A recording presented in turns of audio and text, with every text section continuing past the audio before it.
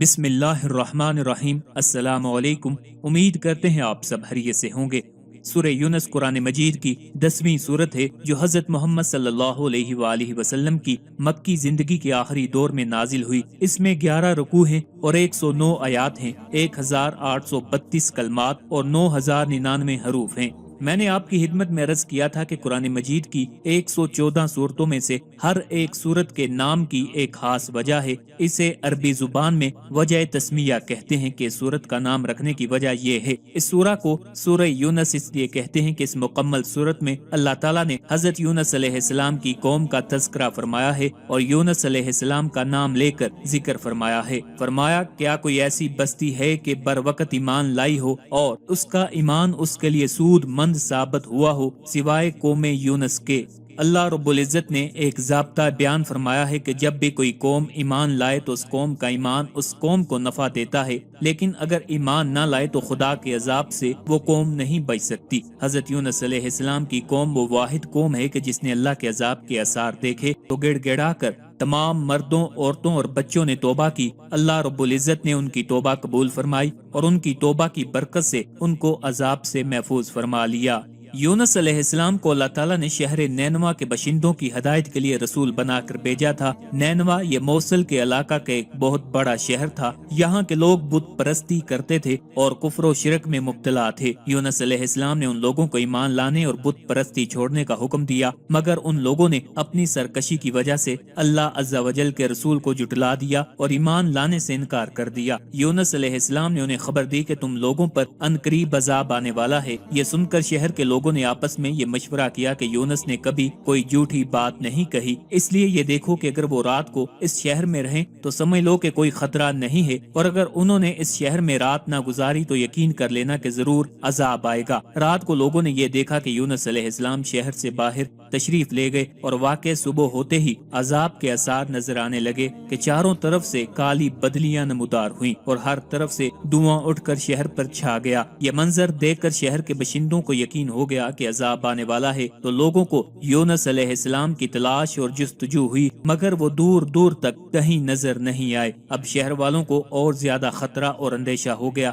چنانچہ شہر کے تمام لوگ خوف خداوندی سے ڈر کر کانپ اٹھے اور سب کے سب عورتوں، بچوں بلکہ اپنے مویشیوں کو ساتھ لے کر اور پھٹے پرانے کپڑے پہن کر روتے ہوئے جنگل میں نکل گئے اور رو رو کر صدقے دل سے یونس علیہ السلام پر ایمان لانے کا اقرار اور اعلان کرنے لگے۔ شوہر بیوی سے اور مائیں بچوں سے الگ ہو کر سب کے سب استغفار میں مشغول ہو گئے اور دربار باری میں گڑ گڑا کر گریہ ازاری شروع کر دی۔ جو مظالم آپس میں ہوئے تھے ایک دوسرے سے معاف کرانے لگے اور جتنی حق تلفیاں ہوئی تھی سب کی آپس میں معافی تلافی کرنے لگے، غرض سچی توبہ کر کے خدا سے یہ عہد کر لیا کہ یونس علیہ السلام جو کچھ خدا کا پیغام لائے ہیں ہم اس پر صدقے دل سے ایمان لائے۔ اللہ کو شہر والوں کی بے قراری اور مخلصانہ گریہ ازاری پر رحم آیا اور عذاب اٹھا لیا گیا۔ ناگہاں دھواں اور عذاب کی بدلیاں رفع ہو گئیں اور تمام لوگ پھر شہر میں آ کر امن و چین کے ساتھ رہنے لگے۔ اس واقعہ کو ذکر کرتے ہوئے خداوند قدوس نے قرآن مجید میں یوں ارشاد فرمایا،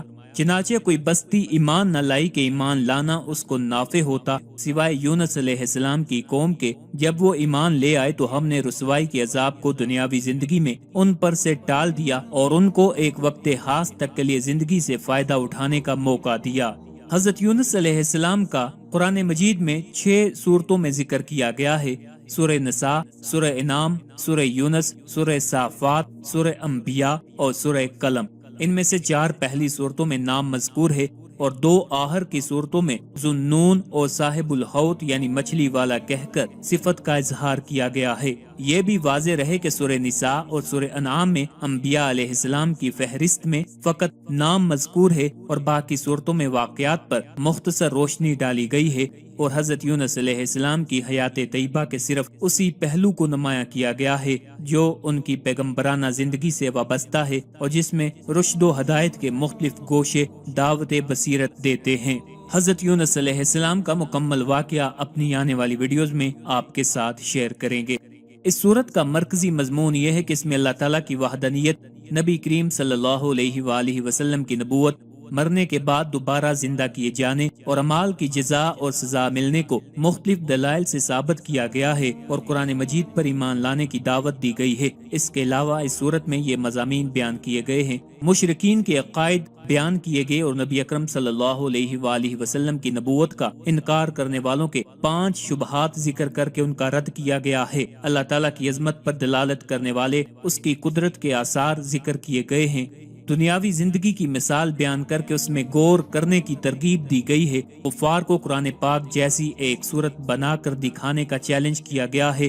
کفار کی طرف سے پہنچنے والی اذیتوں پر حضور صلی اللہ علیہ وآلہ وسلم کو تسلی دی گئی ہے۔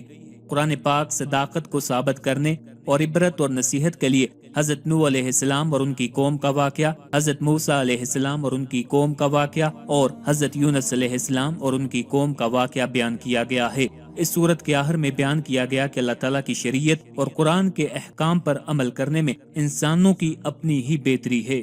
سورہ یونس کی اپنے سے پہلے سورت یعنی سورہ توبہ کے ساتھ مناسبت یہ ہے کہ سورہ توبہ کا اختتام نبی کریم صلی اللہ علیہ وآلہ وسلم کے اوصاف کے بیان پر ہوا اور سورہ یونس کی ابتدا میں رسول کریم صلی اللہ علیہ وآلہ وسلم پر نازل کی جانے والی وحی پر ہونے والے شکوک و شبہات کا رد کیا گیا ہے۔ نیز سورہ توبہ میں زیادہ تر منافقین کے احوال اور قرآن پاک کے بارے میں ان کا موقف بیان کیا گیا، جبکہ سورہ یونس میں کفار اور مشرکین کے احوال اور قرآن پاک کے بارے میں ان کے اقوال بیان کیے گئے ہیں۔